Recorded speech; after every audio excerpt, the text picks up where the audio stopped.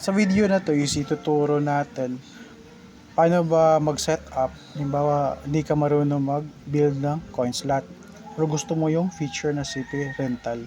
So ito parang butcher type pero paperless siya. So paano siya gawin? After nyo ma-set up itong launcher natin, set muna natin sa no post or with post yung gusto mo. So ito, login ka lang sa wifi. Ito nakalagin na sa settings ako. Set ko lang sa no post. Yan, check ko lang. So makikita niyo direct na siya insert coin. Wala na yung login. So ang gamit ng login at logout para may babalikan sila pag tinawag ng magulang.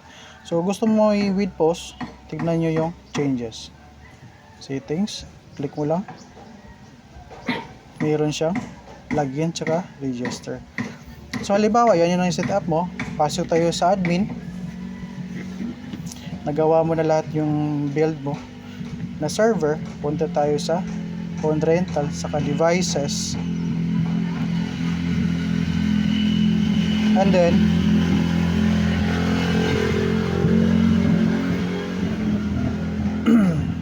ito gagawin mo. So after nag-register yung customer, halimbawa ako, login ako.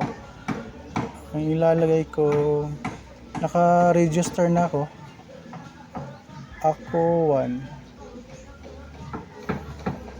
Password ko, ako 1, 2, 3. Okay. Refresh natin. So, nakakita nyo sa admin, mayroon ng ako 1. Okay. So, next gagawin mo, simple lang, just add time. Dito sa baba. Si ako 1. Ito, name, ako 1. Click 3 dots, duration. Pwede mo lalagyan ng oras. Ito, meron nalagyan ko na ng oras. Pero halimbawa, gusto ko tanggalan ng oras, pwede mo lagyan ng 00. So, kung pwede mag-add, pwede rin mag-minus ng oras. Like 0.5 seconds. 5 seconds, mawawala na yung internet. So, di na yan ma-open. Naka-enable yung admin. So, bypass. Logout natin. Click natin ulit. So, wala na. Settings. Wala nang settings. Okay. So, lagyan natin ng oras. Halimbawa, duration. So, mayroong duration, clear sales, rename, tsaka remove. Lagyan natin ng 1 hour lang.